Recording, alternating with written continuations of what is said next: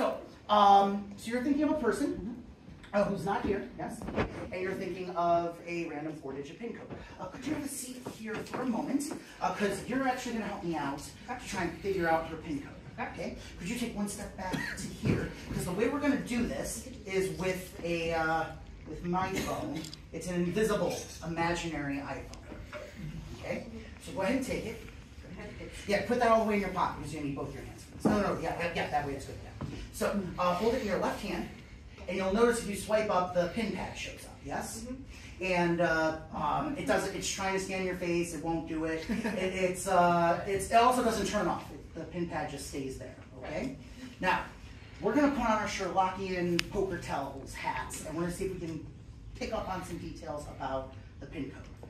Here's how we're going to start, Clara. I want you to just count from 1 to 9 out loud as you see the imaginary digits on that phone. Keep this pin code in the back of your head as you count these out. Okay?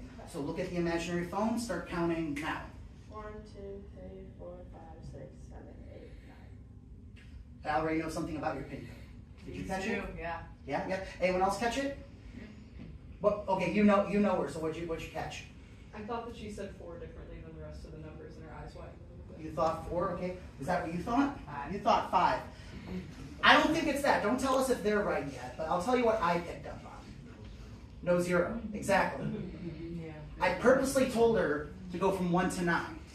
If there were a 0 in her pin code, if any of those 4 digits were 0, she would have had a light panic. She would have questioned when she got to the end of 9. She didn't do any of that. She stayed calm, cool, and collect. So I'm going to say there's no 0 in your pin code, correct? Yes. All right, that means I can eliminate 1,000 potential codes it can be. Only 9,000 left. All right, so think of just the first digit now. Think of just the first digit. Look at the imaginary phone and just count from 1 to 9 out loud.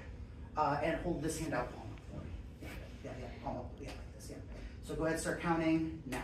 1, 2, 3, 4, 5, 6, 7, 8, 9.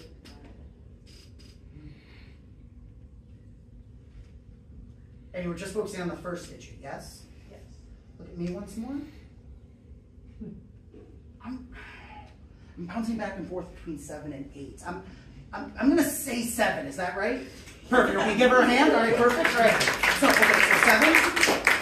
7. This time, think of the second digit. Okay? And this time, just count the numbers in your head. Okay? Count from 1 to 9 in your head, starting now. 3. Yes? Okay, perfect. Okay, so do you know the third digit in another language? Yes. Perfect. So I believe no matter what language we speak, our thoughts are still communicable. So this time, just imagine, don't actually do this with your hand, but look at the phone, and just imagine your finger comes over and types in the last digit, and you say it in that other language in your mind. Is this Spanish? Uno? Perfect. Okay, so it's 7. So it's 731 something. I don't think any of the digits repeat. Could you just, again, imagine you type in that last digit. Look at me. If I'm wrong, just say I'm wrong. If I'm right, signal everyone I'm right by giving me a high 5. But if I'm wrong, don't, and I'll keep working. But type the last digit in your mind once more. 731 8. Yes. Keep it going for Clara, everyone. Thank you. All right. So, Nora, did you catch any like the tells or anything? I thought I did, but Thought you did? Okay.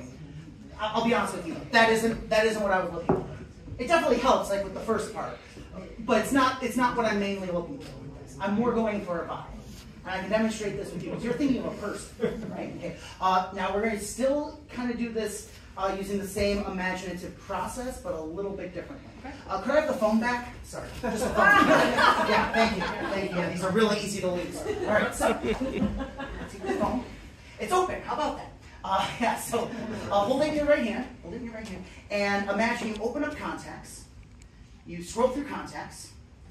And you see this person's name, and you tap it. Well, just see their name and tap it for now, okay? Just imagine it, okay? Hold this hand out, because this hand out, Because you always just kind of gave away that this would probably be like a nickname or something that wouldn't be how it's listed in your phone, kind of how you were like, well, right? Okay, so just imagine it's the name you're thinking. So phone here, hand flat here, okay? So look at the person on the phone. Imagine their picture's up top, names underneath. Names up top.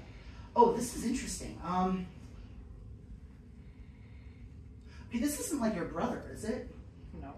But it is a guy, I'm close. Okay. Okay, it makes sense why I'm getting this vibe. He's a very determined guy, very, unlikely in his like systematic and orderly nature. You think there's a chaos to it, but when he explains it, you see the pattern to it. Lots of knowledge about lots of little things, little different tiny areas. Could you just mix up all the letters in his name in your mind? And choose a letter out of the middle, don't say it, look at me. Oh, you kind of flickered back and forth, you almost settled on the vowel, but you settled on the K. Yes? Hit send, hold the phone up to your ear, don't move your lips. But imagine it rings once, then it rings twice, and on the third ring, he picks up and says hello. And you say, hi, Duke. Oh my God!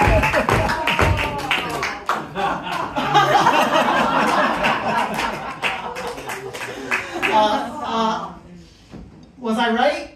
Yeah. It's her daddy. It's my Oh, it's your father. dad. Okay. It's my father, but Okay, that's why I was getting the vibe. And my Okay. father's real name is John, but his nickname is Duke. We all call Got him it. Duke. So how you got that? Thank you so much.